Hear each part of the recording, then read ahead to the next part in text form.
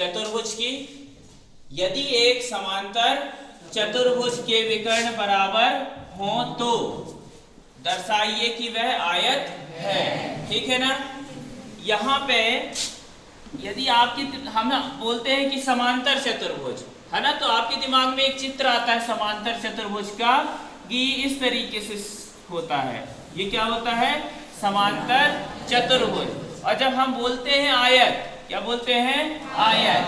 तो आपके दिमाग में इस तरीके का एक चित्र आता है। ठीक है ना। ये हो गया आपका समांतर चतुर्भुज ABCD और ये आयत हो गया PQRS। ठीक है ना। पहले तो हम ये जानते हैं कि दोनों में समानता क्या क्या होती है ना। देखो ये आपका क्या है? समांतर चतुर्भुज। ये क्या है? आयत। इसमें भी सम्मुख भुजाएं कैसी होती हैं? बराबर। दोनों में सम्मुख भुजाएं कैसी होती हैं? बराबर होती हैं। ठीक है ना। तो ये तो हुई समानता। ठीक है ना। अब ऐसी कौन सी चीज है जो आयत में होती है समांतर चतुर्भुज में नहीं होती है? ठीक है ना। तो सबसे मुख्य बात यह है कि आयत के सभी कोण बराबर होते हैं आपस में। आयत के सभी कोण आपस में बराबर होते हैं। प्रत्येक कोण कितने का होता है? 90 का। जबकि समांतर चतुर्भुज में केवल सम्मुख कोण बराबर होते हैं। ए का सम्मुख कोण C और B का सम्मुख कोण D। ठीक है। तो ये चीज आपके दिमाग में होनी चाहिए, तभी आप इस प्रमेय को हल कर सकते हैं। ठीक है ना। तो प्रमेय को हल करते समय सबसे पहले हम क्या लिखते हैं? ज्ञात है। क्या लिखते हैं? ज्ञात है में हमको क्या दिया है? हमको दिया है एक समांतर चतुर्भुज। क्या दिया है? समांतर चतुर्भुज दिया है कि समांतर चतुर्भुज। क्या दिया है? समांतर चतुर्भुज ABCD। ठीक है ना। समांतर चतुर्भुज ABCD में विकर्ण बराबर है। इसके विकर्ण कैसे हैं? बराबर है। AC विकर्ण और BD विकर्ण ये आपस में कैसे हैं? बराबर हैं। विकर्ण AC बराबर विकर्ण BD। इतनी बातें हमको क्या है? ज्ञात है, प्रमेय में दी है। अब हमको सिद्ध करना है। क्या करना है? सिद्ध करना है। तो क्या सिद्ध करना है? कि ये जो चतुर्भुज है समांतर चतुर्भुज ABCD ये आयत है। ये क्या है? आयत है। इसके लिए हम क्या करेंगे? उपपत्ति। क्या करेंगे? उपपत्ति। उपपत्ति का मतलब क्या करना है? हल करना है, सिद्ध करना है। ठीक है ना। सिद्ध कैसे करेंगे? हमको ये पता है कि समांतर चतुर्भुज में सम्मुख कोण बराबर होते हैं। अब हमको सम्मुख कोण बराबर होने की जगह ये दिखाना है कि चारों कोण बराबर होते हैं। क्या दिखाना है? चारों कोण बराबर होते हैं। है ना। देखो यहाँ पे हम लिख रहे हैं हम जानते हैं। क्या है? हम जानते हैं। क्या जानते हैं? कि सम्मुख कोण बराबर हो रहे हैं। सम्मुख कोण मतलब A के बराबर C, A बराबर C और B के बराबर क्या है? D, B के बराबर D। ठीक है ना। ये कोण कैसे हैं? बराबर है। अब आप ये चीज बता दो कि A और B ये दोनों भी कैसे हैं? बराबर। तो ऑटोमेटिक चारों कोण आपस में क्या हो जाएंगे? बराबर। ठीक है ना। अपन को क्या दिखाना है? बराबर।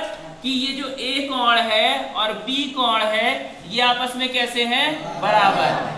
तो हम उन दो त्रिभुज को लेंगे जिसमें एक त्रिभुज में A कोण हो और दूसरे त्रिभुज में B कोण हो। ठीक है ना। तो यहाँ पे हमको त्रिभुज दिख रहा है। एक त्रिभुज है ABD जिसमें A है और दूसरा त्रिभुज है ABC जिसमें क्या है? B है। ठीक है ना।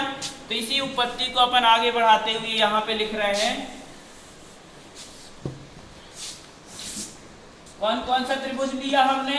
ए बी सी व त्रिभुज ए बी डी, ठीक है ना। ये दोनों त्रिभुज लिए हमने, इनको इनके कोण बराबर सिद्ध करने के लिए हमको सर्वांग समता का उपयोग करना पड़ेगा, ठीक है ना। और सर्वांग समता सिद्ध करने के कुछ प्रतिबंध होते हैं, जैसे भुजा भुजा भुजा या कोण कोण कोण या भुजा कोण भुजा या कोण भुजा कोण, ठीक है ना। तो जो चीज हमको पता है वो हम लिखेंगे। देखो इस त्रिभुज में भी ए बी है और इस त्रिभुज में भी ए बी है। दोनों त्रिभुज में ए बी भुजा क्या है? उभयनिष्ठ। क्या है? उभयनिष्ठ है, ठीक है ना। दूसरी चीज कि यहाँ पे ए सी है और यहाँ पे क्या है? B D. यहाँ पे क्या है? ए सी और इसमें क्या है? B D. दोनों कैसे हैं? ए सी बराबर बी डी। ये चीज हमको ज्ञात है। ये क्या है? ये देखो ना, ये ज्ञात लिखा है ना यहाँ पे कि विकर्ण ए सी और विकर्ण बी डी आपस में कैसे हैं? बराबर है। ये आपके प्रमेय के कथन में ही लिखा था कि विकर्ण परस्पर कैसे हैं? बराबर है। तीसरी चीज, ये जो बी सी है क्या है? दिख रही है? बी सी और ए डी, ये भी आपस में कैसे हैं? और ये भी हमको कैसे पता? क्यों ज्ञात है? क्योंकि ये समांतर चतुर्भुज है। क्या है? समांतर चतुर्भुज है, जिसकी सम्मुख भुजाएं कैसी होती है? बराबर होती है। BC के बराबर क्या हो जाएगा? AD, ठीक है। तो तीन भुजाएं बराबर हो गई। ये भी भुजा है, ये भी भुजा है और ये भी भुजा है, ठीक है ना। तो भुजा भुजा और भुजा सर्वांग समता से, सर्वांग समता से ये दोनों त्रिभुज कैसे हो जाएंगे? सर्वांग सम।